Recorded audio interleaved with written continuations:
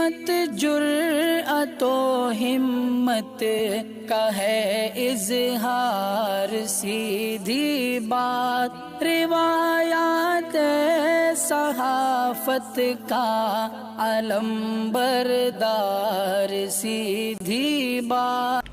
नाज़रीन गिरामी, अस्सलामु अलैकुम वरहमतुल्लाहि वबरकातुहू।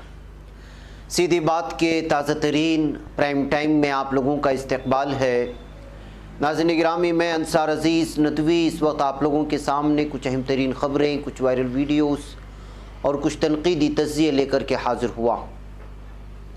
नाज़रीन गिरामी, किस तरह से एक आर्मी ट्रक से हादिसे का वीडियो बनाने की वजह से एक नौजवान के ख़िलाफ़ मामला दर्ज कर लिया जाता है और ख़बर आ रही है कि मजबूर रिक्शा वाले को जिन लोगों ने मॉब लिंचिंग किया गिरफ़्तारी हुई और थाने में ही ज़मानत मिली है। कैसा नाइंसाफ़ी है।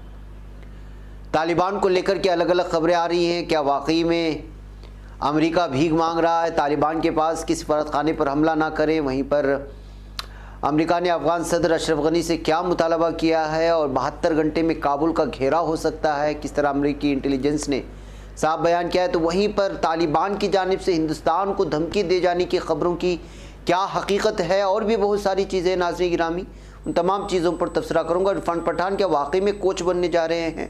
क्रिकेट टीम के बनेंगे तो किस टीम के, और या सिर्फ उन्होंने कोर्स मुकम्मल किया है, उस पर भी गुफ्तगू करूँगा। उससे पहले आप लोगों से दरख्वास्त है कि जनाब आपने हमारे चैनल को सब्सक्राइब नहीं किया है, कर ले। हमारी इन वीडियोज़ को दूसरों तक पहुँचाने में हमारी मदद करें, लिंक को शेयर करें। नाज़रीन गिरामी, इदारे की मजबूती आप लोगों की मजबूती और आप बेहतर अंदाज में जानते हैं कि आपको करना क्या है।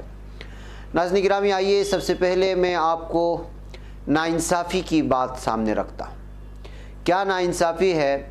मॉब लिंचिंग होती है, वीडियो वायरल होता है और उसके बाद लगातार इस पर तनकीदें होती हैं, पुलिस हरकत में आती है, गिरफ़्तारी भी होती है, लेकिन थाने में ही ज़मानत भी मिल जाती है। ये है भारत के यूपी में हिंदुत्व दहशतगर्दों के साथ इस वक्त इंतज़ामिया की पुश्तपनाही, उसकी हिमायत। जी हाँ, उत्तर प्रदेश के कानपुर में एक 45 साला मुस्लिम रिक्शा ड्राइवर को पीट कर जय श्री राम बुलवाने के इल्ज़ाम में गिरफ़्तार किए गए 3 मुलजिमीन को थाने से ही ज़मानत मिल गई है। बजरंग दल के लोगों ने मुलजिमीन को छुड़वाने के लिए रात तक डीसीपी दफ्तर के बाहर ज़बरदस्त एहतजाज किया। जिस रिक्शा वाले को पीटा था उसका परिवार इस वाक़े से दहशत में है। बेगुनाह को सरेआम पीटने वालों को आज़ाद कराने के लिए ये एहतजाज किया गया। एक बजरंग दल कारकुन ने कहा कि बजरंग दल कानपुर के हिंदू समाज को यकीन दिलाता है कि जिसके भी ज़रिए हमारे धर्म पर हमला किया जाएगा तो हिंदू परिषद बजरंग दल खामोश नहीं बैठने वाला। जिन्हें आज़ाद कराने के लिए एहतजाज किया जा रहा था वो उस वाक़े का मुलजिम है। ये मुलजिम सरेआम मुस्लिम रिक्शा वाले अफसार को पीट कर जय श्री राम बुलवाने के लिए मजबूर करता रहा। इस शख्स की मासूम बच्ची चीख कर अपने वालिद को बख्शने की इल्तिजा करती रही, लेकिन उसका दिल नहीं पिघला। अफसार पर ना कोई इल्ज़ाम है और ना ही उसके ख़िलाफ़ कोई एफआईआर है। इसका कसूर सिर्फ यह है कि उस खातून का देवर है जिससे उसकी एक हिंदू पड़ोसन का झगड़ा हुआ है। इस वाक़े के पहले बजरंग दल ने इलाके में मीटिंग की थी। अफसार की पिटाई की तस्वीर टीवी में देखकर गांव में रहने वाली उसकी मां कानपुर आई तो मां बेटा लिपट कर खूब रोए। अफसार की बीवी ने बताया कि वालिद की इस तरह की सड़क पर पिटाई से उसकी बच्ची पर बहुत बुरा असर हुआ। अफसार की बीवी रूबीना कहती कि बच्ची दहशत में आ गई है, उसके मन में दहशत है, खाना पीना बिल्कुल नहीं खा रही और ना ही खेल रही है, वो सिर्फ डर रही है कि हम लोगों को मार न दे। तो नाज़रीन गिरामी, ये दहशत का आलम है इस वक्त। हिंदुत्व दहशतगर्दों की जानिब से, गुंडों की जानिब से, बजरंग दल की गुंडों की जानिब से पेश करने की कोशिश की हो रही है और पुलिस उसकी हिमायत करते हुए सिर्फ एहतिजाज के पेश नज़र थाने से ही उस मुलजिम को रिहा कर देती है। तो आप सोचिए कि क्या हो रहा है इस वक्त भारत में और भारत की यूपी में, और हम 15 अगस्त में आज़ादी मनाने की तैयारी में है। क्या वाकई में ये आज़ादी है? ये सोचना है हर भारतीय को, वो चाहे हिंदू हो या मुसलमान। बहरकैफ नाज़रीन गिरामी, अब यूपी में भी खेला होने वाला है, लेकिन नकली वोटर आईडी किस तरह से तैयार करने के लिए इलेक्शन कमीशन का वेबसाइट पर ही नकबजनी की गई है, इस खबर से आपको साफ पता चलेगा। इलेक्शन कमीशन की वेबसाइट में नकबजनी करके वोटर शनाख्ती कार्ड तैयार करने वाले एक नौजवान को साइबर थाना पुलिस ने गिरफ्तार किया है। मुलजिम के खिलाफ साइबर थाने में मुकदमा कायम किया गया। इस नौजवान का नेटवर्क दिल्ली, मध्य प्रदेश, राजस्थान तक फैला हुआ है। दीगर मुल्जिमान को गिरफ्तार करने और जांच के लिए पुलिस टीमें और कई जांच एजेंसियां लगी हुई हैं। पुलिस के मुताबिक थाना नकोड़ इलाके के गांव मछरेडी का रहने वाला विपुल सैनी ने मध्य प्रदेश, दिल्ली और राजस्थान के रहने वाले अपने साथियों के साथ मिलकर कुछ रोज कबल इलेक्शन कमीशन की वेबसाइट में नकबजनी करके कई लिंक के जरिए वेबसाइट खोली और वोटर शनाख्ती कार्ड तैयार करने शुरू कर दिए। इस तहकीक के लिए वजारत दाखिला ने दिल्ली की कई एजेंसियों को लगाया था। इस तहकीक में मालूम हुआ था कि नकोड़ इलाके के गांव मछरेडी के रहने वाले इन्हें वेबसाइट में किस तरह से उसने अहम किरदार अदा किया इसको हैक करने में, और मुल्जिमान ने वोटर शनाख्ती कार्ड तैयार करके बड़ी रकम कमाई। इसका इल्म होते ही साइबर थाना पुलिस ने उस रात मुल्जिम को गिरफ्तार करके मुकदमा दायर कर लिया। पुलिस के मुताबिक मुल्जिम विपुल सैनी ने गाँव में अपना ही दफ्तर बनाया हुआ है, जहाँ पर वो पैन कार्ड, आधार कार्ड, वोटर ID कार्ड बनाने का काम करता था। तो नाज़रीन गिरामी, आप अंदाज़ा लगाएं कि उस वेबसाइट को भी नहीं छोड़ा जा रहा है जो मेरी और आपकी शनाख्त के लिए महफूज है। वहाँ से उसको हैक कर लिया गया और किसी भी फेक नाम से जाली वोटर ID बना करके दिया जा सकता है।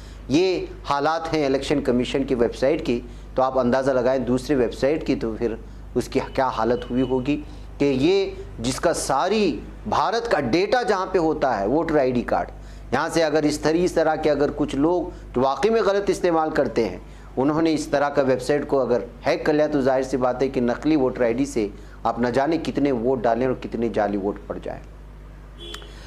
ये हालात हैं हमारे वेबसाइट के जिसमें हमारे डाटा शामिल है। नाज़रीन गिरामी, आइए मैं आपको एक और ख़बर की जानिब ले चलूँ, और वो ये है कि इस वक्त दुनिया में सबसे ज़्यादा अगर कोई बोली जाने वाली ज़बान है तो वो अंग्रेज़ी है, और 10 बड़ी ज़बानों में उर्दू को शामिल किया गया है। ये खुशखबरी है उर्दू ज़बान बोलने वालों के लिए।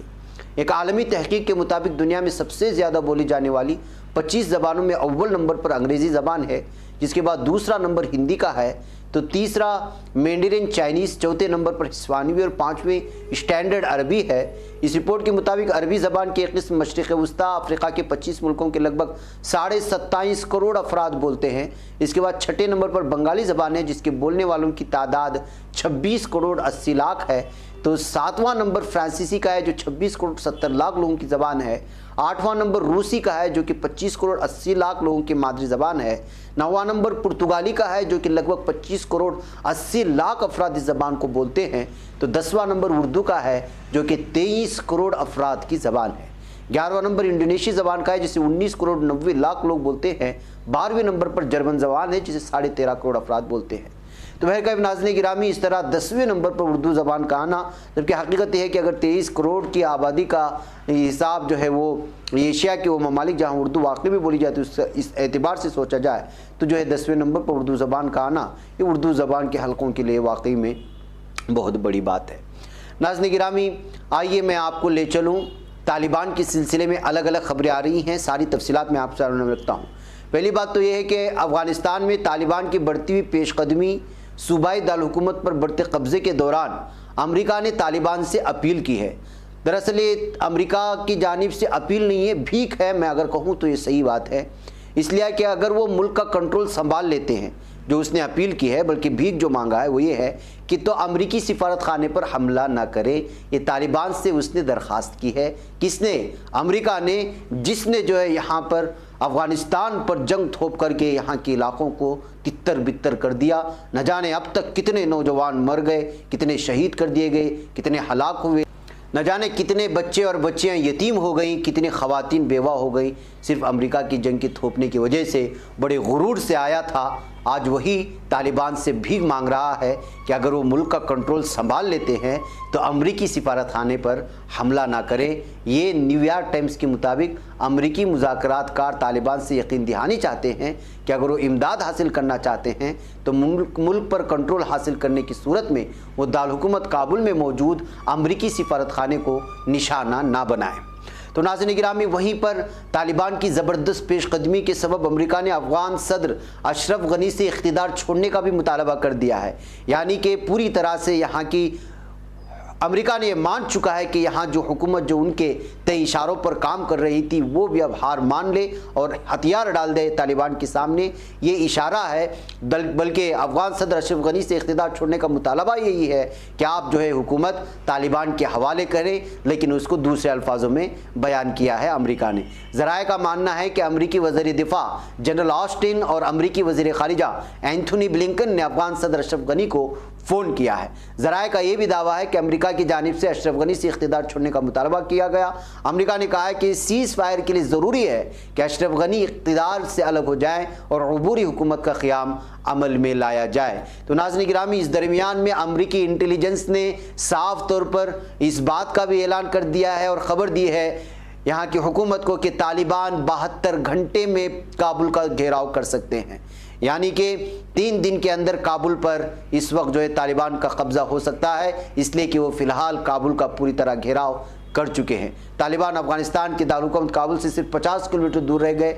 अमेरिकी इंटेलिजेंस का मानना है कि तालिबान अगले 72 घंटों में पूरी तरह घेराव करके काबुल पर कब्जा कर सकते हैं। इधर काबुल से अमेरिकी सिफात अमल के इनखला की तैयारियां जारी हैं। हुकाम ने एहलकारों को हसास नौइयत का सामान तबाह करने की हिदायत भी कर दी है। पेंटागन का मानना है कि अमरीकियों इत्तेहादियों के इनखला के लिए 3000 अमरीकी फौजी इतवार तक काबुल एयरपोर्ट पर पहुँच जाएंगे और अफगानिस्तान की सूरत हाल पर सेक्रेटरी जनरल अक़वाम मुत्तहिदा ने तशवीश का इजहार किया है। ये लोग तो वैसे भी तशवीश का इजहार करते ही रहते हैं, लेकिन हकीकत यह है कि क्या है। लेकिन नाज़रीन गिरामी, इन तमाम खबरों के बीच में जैसे जैसे तालिबान काबुल के करीब बढ़ते जा रहे हैं, अलग अलग तरह की खबरें आ रही हैं। उनमें से एक खबर जो यहाँ पर यह कह करके बिलखुसूस भारत में जो वायरल हो रही है वो ये है कि तालिबान ने हिंदुस्तान को वार्निंग दी है और वो धमकी दी है। दरअसल हकीकत यह है कि बल्कि यहाँ की कुछ अखबारात ने भी जो शाये किया वो ये है कि अफगानिस्तान में तालिबान तेज़ी से अपना दायरा बढ़ा रहा है। इसको सख्त वार्निंग, हिंदुस्तान को सख्त वार्निंग दी है।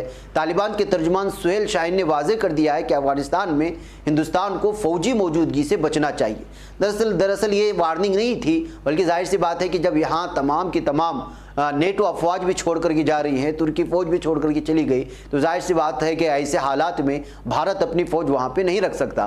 किसी ने इसी खबर को अलग अंदाज में पेश करके तालिबान को अलग उसका चेहरा पेश करने की कोशिश करे, जैसे कि अक्सर भारत का मीडिया तालिबान का चेहरा उसी अंदाज में पेश करता है जो इधर से कुछ सालों पहले पेश किया करता था। अफगानिस्तान में हिंदुस्तान को फ़ौजी मौजूदगी से बचना चाहिए, इस बात को वार्निंग के तौर पर ताबीर किया गया है। दरअसल अमेरिका, बरतानिया, रूस समेत कई ममालिक अफगानिस्तान की ख़राब होती सूरत हाल से मुतालिक तबादले ख्याल कर रहे हैं। इसके अलावा हिंदुस्तान ने अपने शहरियों को भी जल्द से जल्द अफगानिस्तान से निकलने का मशवरा दिया है। तो जाहिर सी बात है कि जब हालात यहाँ खाना जंगी के बन चुके हैं और लगातार तालिबान आगे बढ़ती जा रही है, तो ऐसे हालात में भारत की जानिब से फ़ौज का वहाँ रखना ये कोई अक्लमंदी की बात नहीं है। यही वजह है कि तालिबान ने इस बात को लेकर के जोर दिया कि कोई भी फ़ौज यहाँ रुक नहीं सकती, बल्कि उन्होंने इससे पहले तुर्की से भी कहा था, जब उन्होंने कहा था कि वहाँ के एक एयरपोर्ट का जो है वो पूरी तरह से वहाँ की सिक्योरिटी जो इंतजाम है वो संभालेंगे। उन्होंने साफ कहा था तालिबान ने कि तुर्की के फ़ौज को भी यहाँ पर किसी भी तरह से मौजूदगी उनके लिए जो है बहुत ही बुरा असर पैदा करेगा। तो यही बात जो है वो भारत की फ़ौजियों को लेकर के भी कहा है, जिसको जो है अलग अंदाज में यहाँ का मीडिया पेश करने की कोशिश कर रहा है। धमकी देने के अंदाज में सुर्खी देकर के पेश करने की, एक अलग ही तस्वीर पेश करने की हमेशा यहाँ की मीडिया की आदत रही है। नाज़रीन गिरामी, तालिबान तर्जुमान ने कहा है कि अगर हिंदुस्तान अफगानिस्तान में फ़ौजी तौर पर आता है और यहाँ उसकी मौजूदगी होती है तो उनके लिए अच्छा नहीं होगा। उन्होंने अफगानिस्तान में दूसरे ममालिक की फ़ौजी मौजूदगी की हालत देखी तो उनके लिए खुली किताब है। तालिबान अफगानिस्तान के बड़े हिस्से पर कब्जा कर चुका है। हाल ही में उसने तकरीबन 34 सूबाई दाल हुकूमतों को अपने कंट्रोल में ले लिया है और मुल्क में राजधानी काबुल को लेकर इस वक्त पूरी तरह से मुमकिन है, जिस तरह से अमेरिकी इंटेलिजेंस ने कहा है कि 72 घंटे के अंदर काबुल पर भी जो है तालिबान का कब्ज़ा हो सकता है। ये तालिबान के और अफगानिस्तान से हवाले से कुछ आ रही खबरें और जो वायरल हो रही झूठी जो लगाव बुझाव की खबरें थी उसकी हकीकत मैंने आपके सामने रखी है। नाज़रीन गिरामी, नाज़रीन नज़र आइए, इरफान पठान की कुछ तस्वीरें वायरल हो रही हैं और अलग अलग तरह की तबसरे हैं कि इरफान पठान कोच बनने की तैयारी में हैं, कोच बन चुके हैं अलग अलग। दरअसल उन्होंने कोच बनने की जो उसके लिए जो प्रैक्टिस होती है वो उन्होंने मुकम्मल कर लिया है। दरअसल एक तस्वीर वायरल हुई है, गुज़िश्ता साल क्रिकेट के सभी फॉर्मेट को अलविदा कहने वाले साबिक हिंदुस्तानी ऑलराउंडर इरफान पठान कोचिंग की दुनिया में कदम रखने की तैयारी कर रहे हैं। उन्होंने हाल ही में नेशनल क्रिकेट एकेडमी और BCCI की तरफ से मुनक़िदा 8 दिन के लेवल हाइब्रिड कोचेस कोर्स को पूरा कर लिया है, जम्मू कश्मीर के मेंटर रह चुके इरफान पठान ने इंस्टाग्राम पर एक पोस्ट शेयर करके उसके लिए एनसीए सरबराह राहुल द्रविड़ का भी शुक्रिया अदा किया और इरफान पठान ने एक तस्वीर भी शेयर की है। तस्वीर में उनके अलावा यूसुफ पठान, नमन होजा, अभिषेक नैयर, अशोक डांडा और वीआरवी सिंह और परवेज रसूल समेत कई साबिक हिंदुस्तानी क्रिकेटर भी नजर आए। इरफान पठान ने ट्रेनिंग के दौरान मार्गदर्शन देने के लिए एनसीए सरबराह राहुल द्रविड़ समेत बाकी अराकीन का शुक्रिया अदा करते हुए कहा कि अपने मद्दाहों के साथ शेयर करने के लिए पुरजोश हूं कि मैंने एनसीएबीसीसीआई का लेवल 2 हाई बर्ड कोर्स को मुकम्मल कर लिया है। नाज़रीन, कोच बनने के लिए जो कोर्स ज़रूरी होता है उनको उन्होंने मुकम्मल किया है। जाहिर सी बात है कि कोचेस की कोई उनको अभी तक जिम्मेदारी नहीं मिली है। मुमकिन है कि इस कोर्स को मुकम्मल होने के बाद उनको कोई जो है जिम्मेदारी मिले। इसलिए जो है अलग अलग तरह के जो तबसरे हो रहे हैं वो कोच बनने के नहीं हैं, बल्कि कोच के लिए जो कोर्स मुतय्यन है वो मुकम्मल करने की वजह से ये तस्वीर शेयर की गई है। नाज़रीन गिरामी, किस तरह जुल्म होता है, किस तरह आप छोटी छोटी बात को लेकर के आपके खिलाफ मामला दर्ज कर लिया जाता है, और वो भी PSA public safety act. Jammu Kashmir के बांदीपुरा जिला के नदिहाल इलाके में मुबैना तौर पर आर्मी ट्रक से एक बुजुर्ग खातून को कुचले जाने के वाक़े का वीडियो बनाने वाले कश्मीरी नौजवान पर पब्लिक सेफ्टी एक्ट पीएसए के तहत मामला दर्ज किया गया है। दिवायर में इस खबर को शाये किया गया है। तफसीलात के तौर पर नौजवान की पहचान 35 साल बशीर अहमद भट्ट के तौर पर हुई है और वो नदिहाल में एक दुकान चलाते हैं। उनकी फैमिली का इल्ज़ाम है कि बशीर के खिलाफ पीएसए के तहत मामला दर्ज करके उन्हें जम्मू के एक जेल में इसलिए शिफ्ट किया गया क्योंकि उन्होंने एक हादसे का वीडियो बना लिया था जिसमें एक बुजुर्ग खातून को एक आर्मी ट्रक ने कुचल दिया था, उनकी मौत हो गई थी। जानकारी के मुताबिक हादसा 14 जुलाई 2021 को बशीर अहमद भट्ट की दुकान के सामने उस वक्त हुआ था जब आर्मी ट्रकों का काफिला नदिहाल गाँव से गुजर रहा था। इस वाक़े के बाद मुबैना तौर पर तशद्दुद भड़काने, नौजवानों को उकसाने और जाए हादसे के पास नारेबाजी करने के इल्ज़ाम में बशीर को भी दीगर 7 लोगों के साथ गिरफ्तार किया गया। हालांकि बशीर समेत सभी 8 लोगों को 15 दिन बाद जमानत मिल गई, लेकिन पुलिस ने कुछ कानूनी कार्रवाई पूरी करने का हवाला देकर बशीर को थोड़ी ज़्यादा देर तक हिरासत में रखा, लेकिन उसी दिन उन पर यह नेसे के तहत मामला दर्ज किया, उसे जम्मू की एक जेल में शिफ्ट कर दिया गया। तो नाज़रीन गिरामी, आप अंदाज़ा लगा सकते हैं कि एक तो जो कुछ हुआ वो आंखों के सामने है। आजकल का ज़माना तो हर छोटी बड़ी चीज़ को जो है वो अपने मोबाइल में कैप्चर करके उसको वायरल करने का ज़माना है। ऐसे में आप अंदाज़ा लगा सकते हैं कि एहतिजाज करने की वजह से किस तरह गिरफ्तार किया गया और वीडियो बनाने की वजह से मज़ीद सज़ा दी गई। ये सब हालात बनते जा रहे हैं। नाज़रीन गिरामी, इसे आप खुद अंदाज़ा लगाएं और तबसरा कर लें। मुझे इजाज़त दें। अस्सलाम वालेकुम रहमतुल्लाहि व बरकातहू। नहीं बच पाता है कोई सहाफ़ी की निगाहों से, मिलाता है ये लोगों को मोहब्बत की पनाहों से। करम और दर्द मंदी का है एक संसार, सीधी बात। अजीमत जुर्अतो हिम्मत का है इज़हार, सीधी बात। अजीमत जुर्अतो हिम्मत का है इज़हार, सीधी बात। ये चैनल हक निगर बनकर कुचल देता है फितनों को।